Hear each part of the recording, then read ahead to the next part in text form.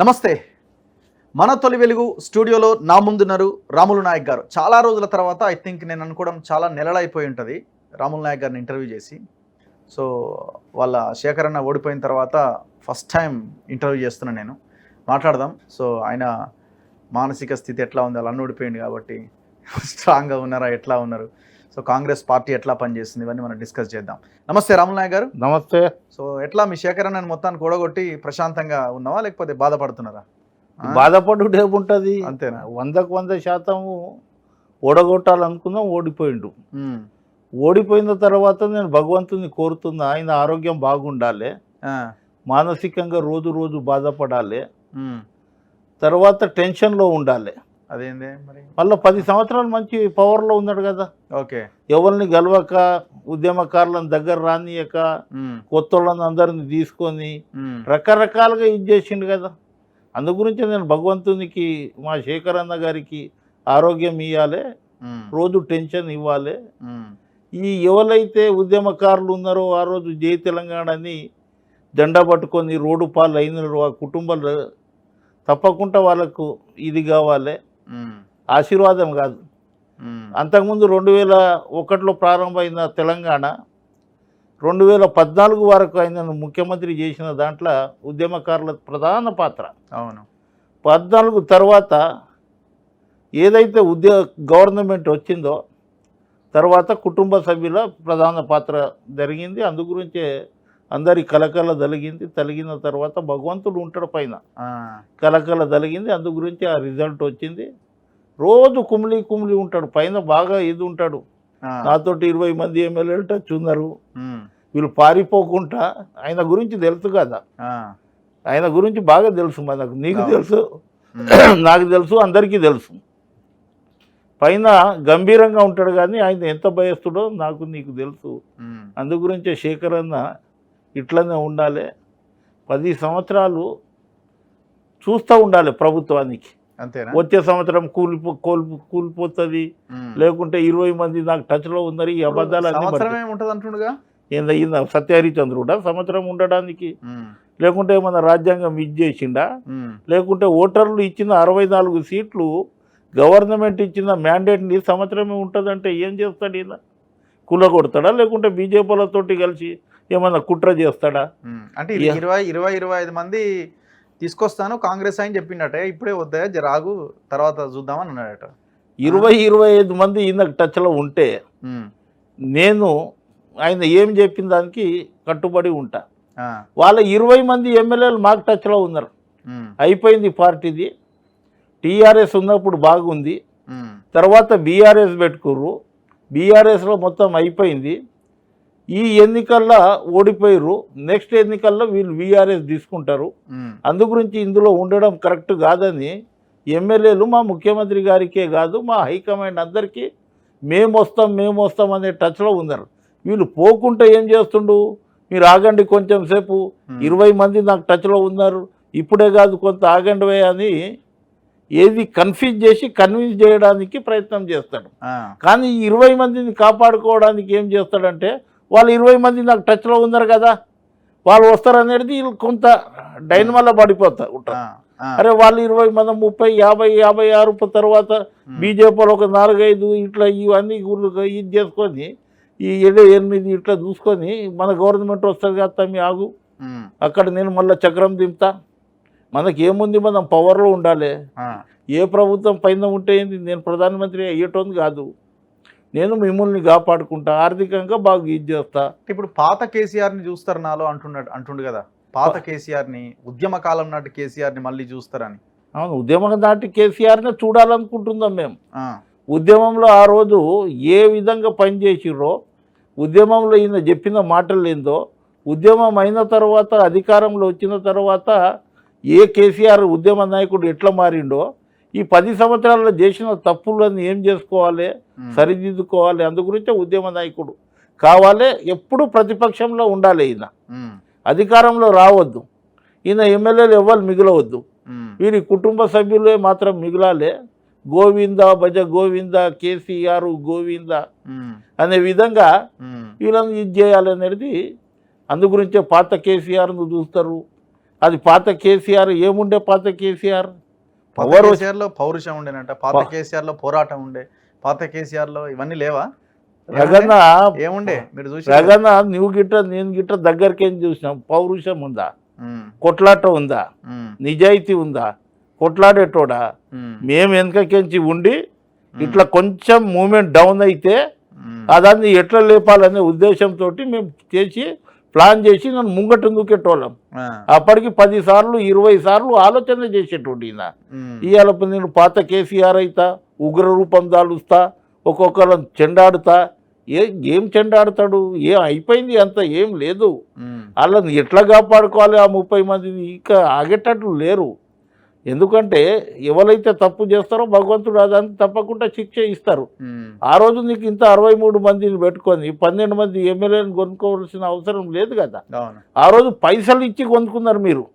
Congress party శాసనసభ్యులను మభ్యపెట్టి డబ్బులు ఇచ్చి వాళ్ళకు పదవులు ఇచ్చి ఇది చేసిరు. ఇవాళ కాంగ్రెస్ పార్టీలో మాకు ఏం అవసరం లేదు, మేము వచ్చి మీ దగ్గర పని చేస్తాం. ఇందులో ఇంత ప్రజాస్వామ్యం ఉంది, మాట్లాడే స్వేచ్ఛ ఉంది, ముఖ్యమంత్రిని 1 గంటలో కలవచ్చు అనే ఉద్దేశంతో ఏ ఎమ్మెల్యే గిట్ట ఏముంటాడు? నా ఏరియా డెవలప్ చేసుకోవాలి, మళ్ళీ నేను గెలవాలి, నా కాన్స్టిట్యున్సీలో అభివృద్ధి చేసుకోవాలనే ఉద్దేశంతో ఇక్కడ అభివృద్ధి లేదు. ఎన్ని రోజులు ఉద్యమాలు చేస్తారు? ఇంకా 10 సంవత్సరాలు పవర్లో ఉండి ఉద్యమం చేయమంటే చేస్తావు. అది ఒక అలవాటు ఇదైపోయింది. ఇది అలవాటు మొత్తం చేంజ్ అయిపోయింది. పవర్లో వచ్చినావు, ఉద్యమంలో ఉండి కొట్లాడి మళ్ళీ పవర్లో వచ్చి మళ్ళీ ఉద్యమం చేయాలంటే అది ఇంపాసిబుల్. ఆయన చేయలేడు. మాటలు చెప్పడానికి అది పరిమితం అవుతుంది. ఇప్పుడు బీఆర్ఎస్ని టీఆర్ఎస్ కూడా చేయడానికి రెడీ ఉన్నారట కదా. నేను అంటున్నా కదా, బీఆర్ఎస్ని టీఆర్ఎస్ చేస్తారు, టీఆర్ఎస్ని వీఆర్ఎస్ చేస్తారు. Voluntary retirement. ఓకే. ఈ కుటుంబం ఉన్న రోజులు ఇంకా నడవదు ఆ పార్టీ. అంతేనా? ఇప్పుడు పార్లమెంట్ ఎన్నికల్లో తేలిపోతుంది కదా. పార్లమెంట్లో 1, 2 నుంచి 12 వస్తాయి అంటుండగా ఆయన. కేటీఆర్ అదే అంటుండు, కేసీఆర్ అదే అంటుండు. కేటీఆర్ 190, 119, 100 దాటుతాం సెంచరీ అని చెప్పలేదు పోయినసారి. ఎంత దాటిరో తెలిసింది. 9 కాదు, ఏదేదో వస్తుంది చెప్పు మనం. ఏదేదో వస్తుంది చెప్పు మనం. జైరాబాద్ గెలుస్తారా? లేకుంటే మీకు ఇక్కడ మన మల్కాజిగిరి గెలుస్తారా? లేకుంటే సికింద్రాబాద్ గెలుస్తారా? లేకుంటే చెవేళ్ళ గెలుస్తారా? లేకుంటే హైదరాబాద్ గెలుస్తారా? మహబూబ్ నగరా, నాగకర్నూలా, ఎక్కడ గెలుస్తారు చెప్పండి? వరంగల్ క్యాండిడేట్లు దొరుకుతలేరు. రారా బాబు అని పట్టుకోపోతే పొద్దుగాల ఒకటి తయారవుతారు, తెల్లారి పొద్దుగాల నేను పోటీ చేయను. ఈ సిచ్యువేషన్ కారణం ఏంటి? కేసీఆర్ ఇంత ఈ పరిస్థితిలోకి రావడానికి కారణం ఏంటి? అయినా కూడా వీళ్ళు ఒప్పుకుంటలేరు కదా, మేము ఓడిపోయినాం, సరే తప్పు చేసినాం అని కూడా ఒప్పుకుంటలేరు కదా. కేటీఆర్ ఒకటి మాట్లాడతాడు, ప్రజలే తప్పు చేసిర్రు అన్న యాంగిల్లో వాళ్ళ మాటలు ఉంటాయి. ప్రజలు తప్పు చేసిరా? అదే చెప్తారు. ప్రజలు శిక్షించారు వీళ్ళకి. ప్రజలు ఎందుకు తప్పు చేసి? అంటే మాకు ఓటు వేయకుండా తప్పు చేసిరు ప్రజలు. ఓటేసారు. దున్నపోతులక ఇంత సారా కూర కార 5,000 రూపాయలు ఇంట్రడ్యూస్ చేసింది వీళ్ళు. మొన్న ఒక్కొక్క ఓటుకు 10,000 రూపాయలు ఇచ్చారు. ఎందుకు ఓడిపోయారు? వీళ్ళ మీద విరక్తి అయిపోయింది. ఏ ఎమ్మెల్యే గిట్ట సంతృప్తి లేడు, ఏ మంత్రికి పవర్ లేదు. ఇంకా వీళ్ళు గెలిచి అంటే మళ్ళీ వస్తారు, వచ్చే గవర్నమెంట్ మాదే, మళ్ళీ మేము అధికారంలో వస్తాము, మళ్ళీ అప్పుడు చూపెడతాం తడాక అంటారు. ఎక్కడ ఇది అవుతుంది వీళ్ళతోటి? ఇవాళ కేటీఆర్ ఒకటి మాట్లాడుతుండు, పైన మాట్లాడుతుండు, లోపల అయితే భయం ఉంది. తర్వాత కేసీఆర్ ఒకటి మాట్లాడుతుండు, మళ్ళీ వీళ్ళకి భయం ఉంటుంది. వీళ్ళు తప్పకుండా ఇంకా శిక్షణ ఇది చేస్తారు. ప్రజాకోట్లో వీళ్ళు తప్పకుండా నిలబడతారు. ప్రజలు తిరగబడతారు, ప్రజలు తరిమి కొడతారు. మేమేమన్నా తప్పు చేస్తే రాళ్లతోటి కొట్టమన్నారు. ఉద్యమంలో రాళ్లతోటి కొట్టండి, నేను తెలంగాణకు అన్యాయం చేసిన, తెలంగాణకు ద్రోహం చేసిన, నన్ను రాళ్లతోటి కొట్టండి నా కుటుంబాలకు. ఆ గడాఫీని మోరీలకించి గుంజి కొట్టిరు చూడు, ఆ రోజులు గిట్ట వస్తాయి. తెలంగాణలో ఉద్యమంలో పనిచేసిరు, తెలంగాణలో కొట్లాడే పట్టిమ ఉంది. తెలంగాణ ప్రజలకు బీదోలు ఉండవచ్చు కానీ నిజాయితీ పరులు ఉన్నారు, తప్పకుండా ఎదురు తిరుగుతారు. ఆ రోజు కేటీఆర్ ఉండడు, కేసీఆర్ ఉండడు, హరీష్ రావు ఉండడు, కవిత ఉండడు. జర్రా వెనకకి తిరిగి అటు చూసేలోపు రాష్ట్రాన్ని మొత్తం ఆగం చేసిర్రు అని చెప్తున్నారు కదా. జర్ర ఇట్ల మీద ఆగమైపోయింది. అంతకుముందు చాలా బాగుండే, బంగారు తెలంగాణ ఉండే, బేకారు తెలంగాణ చేసిండు. బంగారు తెలంగాణ వాళ్ళ కుటుంబానికి బంగారం ఉండే. జర్ర ఇటు అటు 10 సంవత్సరాలలో ఏం చేసిండు? అప్పుల పాలు, ఎవరిని గెలవవద్దు, ఒక్క ఉద్యోగం ఇవ్వలేదు. ఆ రోజు తెలంగాణలో వచ్చే ముందు ఏం మాట్లాడిండు? ఆ వాగ్దానాలు ఏం చేసిండు?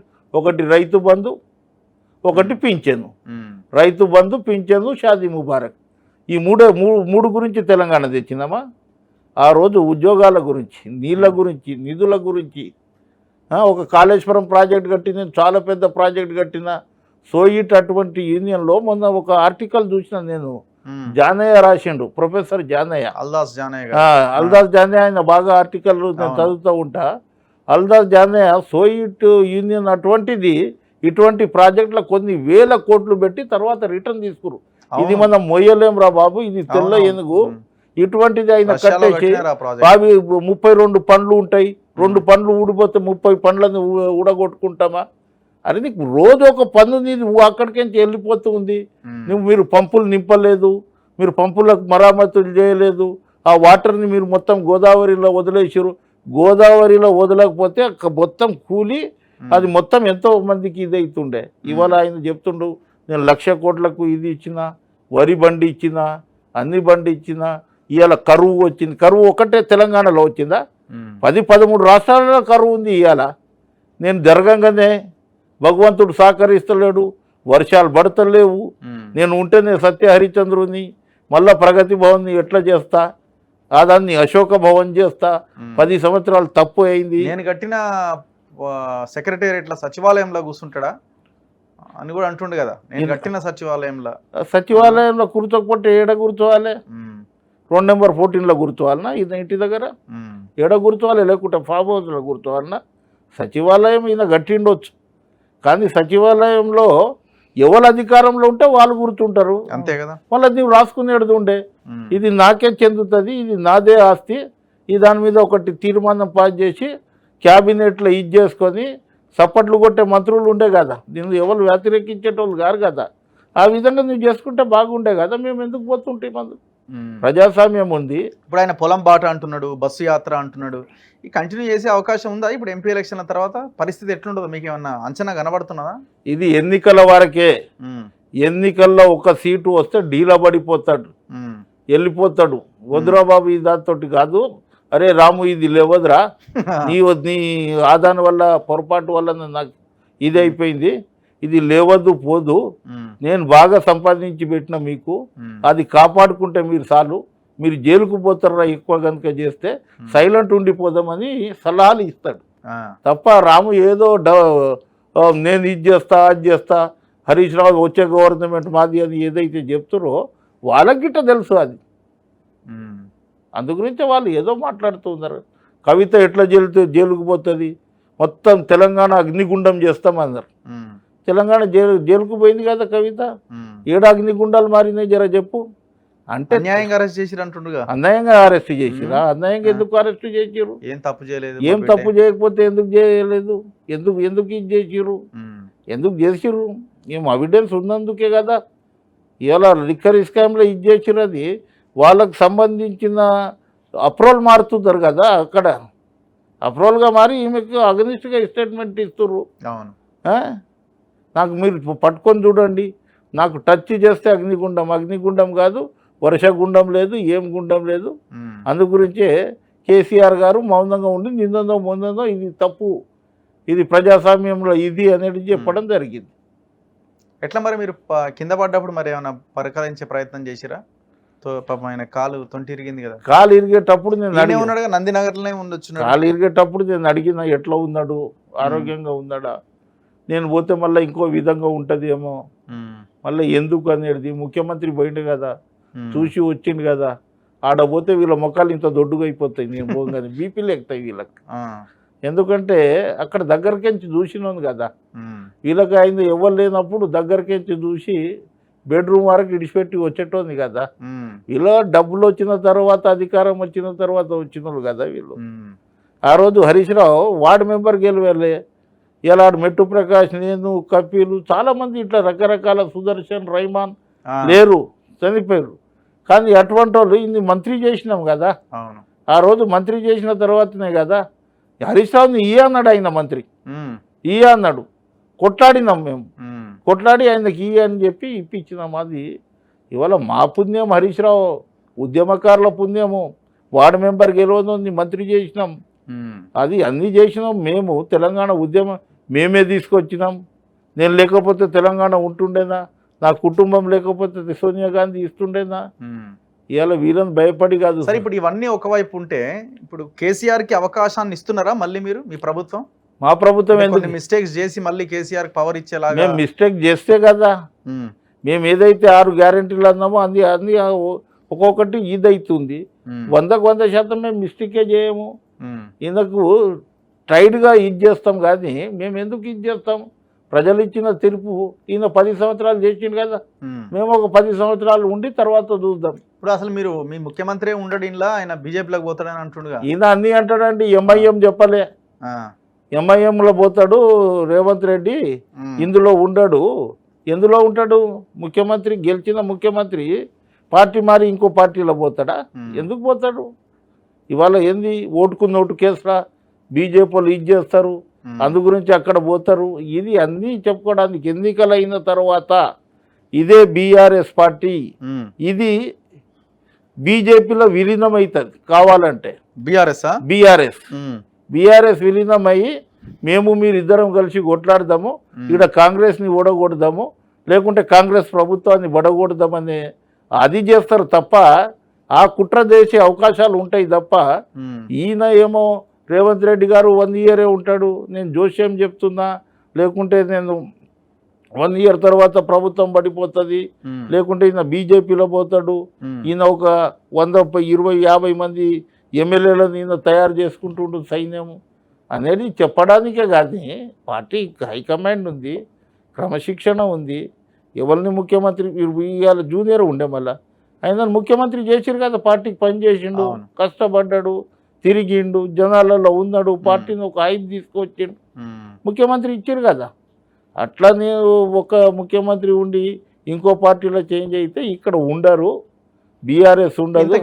ఈ అవినీతి మీద ఏమైనా చర్యలు తీసుకునే అవకాశం 100% ఏమన్నా లోపలికి పోయే అవకాశాలు ఎందుకు? ఇక ఒక ఆమె పోలేదా 100 కోట్ల?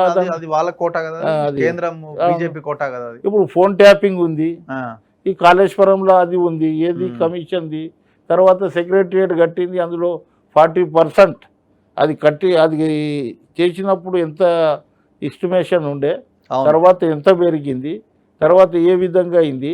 అమరవీరుల స్తూపంలో కమిషన్ తింటారా అండి? అది ఫస్ట్ 65 కోట్లతోటి ఇది చేసిన ఆ స్తూపానికి 180 కోట్లు 200 కోట్లు తీసుకుపోయారు.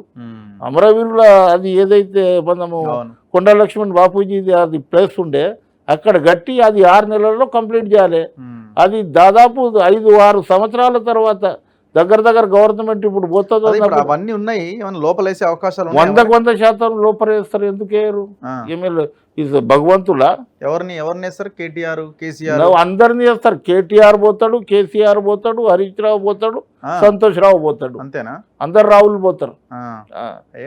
అంత ఈజీ కాదే. అంత ఈజీ ఎందుకు లేదు? రాజ్యాంగంలో వీళ్ళకు ఒక సపరేట్ పేజీ ఉందా? రాజ్యాంగంలో వీళ్ళు తప్పు చేసిన నడుస్తుంది, ఈ కుటుంబం ఇట్లా ఉంది, 10 సంవత్సరాలు అవినీతి చేసి సగం నాకు సగం అంటారు. ఎప్పుడైనా గవర్నమెంట్ లో వస్తే నడుస్తుంది కదా. మీకు సగం మాకు సగం, మాకు డబ్బుల కొద్దో ఏముందండి? ఇలా ప్రభుత్వంలో ఉందాం, మంచి ట్యాక్స్ కట్టే సిటీ ఉంది, మంచిగా మాకు ట్యాక్స్ వస్తుంది, రకరకాలుగా వస్తుంది. మొన్న ఖాళీ చాలా మీద ఏది బండి పెనాల్టీ ఏది సిగ్నల్ జంప్ చేసి ఆ దాని మీద కొన్ని 100 కోట్ల రూపాయలు వచ్చినాయి ఒక్కొక్క. అటువంటి మా జేబులో కాదు, ప్రభుత్వం నడిపించడానికి. ఇప్పుడు వాళ్ళు సొంతంగా సంపాదించుకొని దోపిడీ చేసింది ప్రభుత్వానికి ఎందుకు ఇస్తారు? అన్ని గుంజుకుంటారు. మీకు సగం వాళ్ళకి సగం అంటే మీరు వాళ్ళ దగ్గర నుంచి సగం వేసుకపోతారు. సగం ఎందుకు వేసుకోపోతాం? మేము మొత్తం పెట్టకుండా కాపాడుతాం. లేలే, మొత్తమే తీసుకోపోతాము. ఆ అవినీతి సొమ్ముని రికవర్ చేస్తాము, అది గవర్నమెంట్ ఖజానాలో పెడతాం, జైలుకు పంపిస్తాం, మేమే డోర్లు ఓపెన్ చేస్తాం. తర్వాత మీలాంటి వాళ్ళు బాధపడరా జైల్లో? కేసీఆర్ పెద్ద మనిషి మేము జొన్న రొట్టెలు కట్టుకొని తీసుకుపోయి ఇంత ఉల్లిగడ్డ కారం బీపీ పెరిగేటట్లు తినిపించి వస్తాం. కొంచెం కూడా కనికరం లేదు. కనికరం ఉంది కాదు భయ్, కనికరం ఉందందుకే అన్నగారిని తీసుకుపోయి జొన్న రొట్టెలు అవి ఇవి ఆ తాండాలలో పండుకుండు కదా. అప్పుడు రాములు ఎమ్మెల్సీ కూడా ఇచ్చిండు ఆయన. అంటే ఎమ్మెల్సీ ఇచ్చిండు, నేను మళ్ళీ 2 సంవత్సరాలు వదిలేసి వచ్చిన. ఆ రోజు కాంగ్రెస్ పార్టీ 0 ఉంది, నేను పార్టీని వదిలేసిన రోజు ఒకటే అనుకున్నా, ఈయన దించాలే, ఈయన బాగా ఇదవుతుండు. రాజేందర్ నీ గిట్ట చెప్పిన, నీ గిట్ట ఈయన ఎలగొడతాడు, ఇలా నాకు ఎలగొట్టి నువ్వేదో ఇది చేస్తున్నావు, నీ గిట్ట ఇదే గతి పడుతుంది. ఇట్లా ఎవరైతే మాట్లాడతారో వాళ్ళని అందరినీ పంపిస్తాడు, ఆయన దగ్గర కొత్త వాళ్ళని పెట్టుకుంటాడు, భజన పరులను ఆ విధంగా చేస్తాడన్న తర్వాత సంవత్సరంన్నర తర్వాత రాజేందర్ గిట్ట బయటికి వచ్చిండు. అవును. చూడాలి మరి ఎట్లా ఏం చేస్తారు ఏంటి ఏం చూడాలి, సినిమా చూపెడుతూనే ఉంటాం, ఏం చూడాలి. ఏం వర్షాకాలం వర్షం పడుతుంది కాదు, ఎప్పుడన్నా వర్షం పడే. మరి మీకేది ఇప్పుడు ఇలా పదవి ఏది మరి సీనియర్ లీడర్? అరే సీనియర్ ఇప్పుడు అయిపోయినాయి, ఆడ ఎంపీ అయిపోయాయి, రగన్న ఇప్పుడు టికెట్ రాకపోయాయి, ఎమ్మెల్యే రాలేదు, ఎంపీ రాలేదు, రాజ్యసభ రాలేదు అనుకుందాం. గవర్నమెంట్ వచ్చింది కదా, 1 ఇయర్ ఒక రోజు లేకపోతుంది. పవర్లో 5 సంవత్సరాలు 5 రోజులు లేకపోతుంది. పార్టీ హైకమాండ్ ఆలోచన చేస్తుంది, పదవి ఇవ్వకుండా ఉండదు. పార్టీ హైకమాండ్ ఆలోచన చేస్తుంది, తప్పకుండా అవకాశాలు దొరుకుతాయి. కలిసారా రేవంత్ రెడ్డిని? రోజు కలుస్తూ ఉంటుంది. నిన్న మహిబాద్ రోజు వారానికి 4 సార్లు కలుస్తా. ఈ ముఖ్యమంత్రికి 4 సంవత్సరాల్లో ఒకసారి కలవలేకపోతారు. ఇప్పుడు నిన్న మహబూబాబాద్ డయాస్ మీద అందరం కలిసే ఉన్నాం, మాట్లాడినాం. ఎప్పుడు వచ్చినాం అదానికంటే ముందు బాబాసాహెబ్ అంబేద్కర్కి దాన్న కారులో కూర్చో అన్నాడు. ఇట్లా ఈ గవర్నమెంట్ లో అంతా మొత్తం రెడ్లది నడుస్తున్నది, మిగతా వాళ్ళు అందుతుంది అంటున్నారు. ఎవరు నడుస్తుంది? వాళ్ళనే తీసుకుంటారు. లేదే, అందరిది నడుస్తుంది. సీతక్క ఏం రెడ్డియా, శ్రీధర్ బాబు ఏం రెడ్డియా, పొన్నం ప్రభాకర్ ఏమన్నా రెడ్డియా? 2-3 పేర్లు కాదు, వాళ్ళ లెక్క ఎంత ఉంది, మీ లెక్క ఎంత ఉంది? అరే లెక్కలు అంతే ఉంది, అప్పటి నుంచి ఇప్పుడు నుంచి కాదు కదా. టీఆర్ఎస్ లో ఎంత లెక్కలు ఉండే మళ్ళీ వీళ్ళవి ఎలా అట్లా ఉంటుంది. ఇప్పుడు అంతకుముందు పవర్ చేసుకుంటూ వచ్చిర్రు, మెల్లమెల్లగా ఇదవుతుంది. కానీ ఇవాళ వాళ్ళు పోయిర్రు, వీళ్ళు వచ్చిర్రు, వీళ్ళు పోయిర్రు, వాళ్ళు వచ్చిర్రు అనేది కాదు. దొరలు పోయి రెడ్లు వచ్చిర్రు, రావులు పోయి అట్లే. ఇప్పుడు కాంగ్రెస్ పార్టీ ఏదైతే ఉందో ఆ రోజు నుంచి రెడ్డి సామాజిక వర్గం కాంగ్రెస్ పార్టీ వైపు ఉంది ఎక్కువ. వాళ్ళు ఇప్పుడే ఎమ్మెల్యేలు అయ్యారు కాదు కదా, అంతకుముందు ఎమ్మెల్యేలు అయ్యారు, అంతకుముందు అయ్యారు, చెన్నారెడ్డి పీరియడ్లు అయ్యారు, తర్వాత ఓడిపోయినప్పుడు వాళ్ళే పోటీ చేసారు. అట్లా రకరకాలుగా ఇది ఉంటుంది. కానీ ఇవాళ ఎక్కడైతే లంబాడాస్ ఉన్నారో ఒకటి చెప్పగలుగుతాను నేను, 42-45 సీట్లలో ఎక్కడైతే లంబాడా ఉన్నారో అక్కడ కాంగ్రెస్ పార్టీ అధికారంలో వచ్చింది. 2014లో నేను అక్కడ ఉన్నప్పుడు కాంగ్రెస్ పార్టీ ఓటు టీఆర్ఎస్కు పోయింది. అప్పుడు కాంగ్రెస్ ఓడిపోయింది. అధికారంలో టీఆర్ఎస్ వచ్చింది. 2014 63 సీట్లతోటి మేము ఇది చేసినాం. ఆ రోజు లంబాడా సామాజిక వర్గం 100% కేసీఆర్ని మాకు 12% రిజర్వేషన్ వస్తుంది, తాండల్ గ్రామ పంచాయతీ అవుతుంది, రెవెన్యూ విలేజ్ అవుతుంది అని రకరకాలుగా ఇది చేసుకున్నాం. KG2 PG అవుతుంది అనే ఉద్దేశంతో ఈసారి 2023లో జరిగిన ఎన్నికల్లో మీకు చూడండి, 60 సీట్లు 25,000కించి 60,000 ఉన్న ఓటర్స్ ఉన్నారు తెలంగాణలో. మైదాన ప్రాంతంలో మీరు చూడండి, ఎక్కడైతే లంబాడాస్ ఉన్నారో అక్కడేమో కాంగ్రెస్ పార్టీ గెలిచింది. ఉదాహరణకు ముఖ్యమంత్రి కాన్స్టిట్యున్సీ కోడంగల్, అక్కడ ఒక 30,000 ఓటర్లు ఉంటాయి Congress party. Parigi Congress party, Tandur Congress party, Mahabubnagar Congress party, Jadcherla Congress, Shadnagar, Kalwakurthy, Devarakonda. ఎంపీలు ఎన్ని వస్తాయో? ఎంపీలు మాకే వస్తాయి, చూస్తూ ఉంటారు కదా ఎన్ని వస్తాయని. 14-15. బీజేపీ కూడా గట్టిగానే ఉన్నట్టుగా. బీజేపీలు గట్టిగా ఉన్నారు కానీ బీజేపీలు సెకండ్ ప్లేస్లో ఉంటారు అనుకుంటున్నా.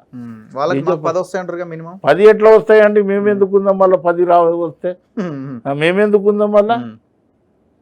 ఇప్పుడు మొన్న ఎన్నికల్లో చూసిర్రు, కొంత బీజేపీకి ఇది అంత లేదు. 308 సీట్లు పోటీ చేసి అప్కే బార్ 400 పార్ అంటే 308 సీట్లు బీజేపీ పోటీ చేస్తుంది. అదాని మిత్రపక్షం ఏమన్నా 70-80 చేస్తుంది. అందరు గెలుస్తారా? ఆ రోజు కర్ణాటకలో 25 గెలిచింది. ఈసారి కర్ణాటకలో బీజేపీ 25 గెలుస్తుందా? మన మన మహారాష్ట్రలో 41 వచ్చింది. ఏది బాల్ ఠాక్రే ఆయనకు, ఉద్ధవ్ ఠాక్రేకు బీజేపీ కూటమికి 41 పార్లమెంట్ సీట్లు వచ్చినాయి. ఈసారి వస్తుందా? బాల్ ఠాక్రే అలాగైపోయాడు. బాల్ ఠాక్రే ఉద్ధవ్ ఠాక్రే ప్లస్ మన ఎవరు ఎన్సీపీ కాంగ్రెస్ ఇప్పుడు కూటమిగా పోటీ చేస్తుంది. ఆడ వస్తుందా? సరే, ఇప్పుడు ఓవరాల్గా దేశంలో ఎట్లున్నా ఈడ కూడా కొంత బీజేపీ వేవ్ ఉందని అంటున్నారు కదా, మోదీ వేవ్ ఉంది కనిపిస్తుందని అంటున్నారు కదా. మోదీ వేవ్ మీరు అనుకుంటారు, నేను అంటలేదు. మోదీ బీజేపీ వాళ్ళు అనుకుంటారు మేము రామ మందిరం ఇది చేసినాము, మాకు వేవ్ ఉంది. కానీ ఎలక్ట్రానిక్ మీడియా, ప్రింట్ మీడియా చేస్తుంది. కానీ లోపల ఓటర్స్ ఎస్సీ కానీ ఎస్టీస్ కానీ మైనారిటీలు కానీ ఈయన చెప్పిన 10 సంవత్సరాల వాగ్దానాలు ఏంది, 2 కోట్ల ఉద్యోగాలు ఏంది, ఇవి కాలాధన్ ఏంది అనేది కొంత ఆలోచన చేస్తారు. 18 నుంచి 20 సంవత్సరాల పిల్లలు ఎవరైతే ఉన్నారో వాళ్ళ కొత్త ఓట్లు వచ్చిన వాళ్ళకు జై శ్రీరామ్ అంటారు తప్ప ఎవరైతే ఆలోచన పరులు ఉన్నారో వాళ్ళు తప్పకుండా మోదీకి ఇది చేస్తారు. నేను అనుకుంటా పోయినసారి కంటే ఈసారి సీట్లు తగ్గుతుంది, ప్రధానమంత్రి రాహుల్ గాంధీ అవుతాడు. అంతేనా?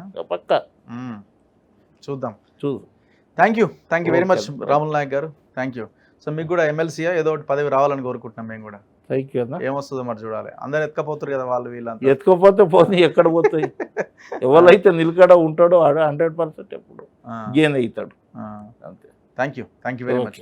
సో ఇది కాంగ్రెస్ పార్టీ సీనియర్ నాయకుడు రాములు నాయక్ గారితో స్పెషల్ ఇంటర్వ్యూ. చూస్తూనే ఉండండి మన తొలి వెలుగు.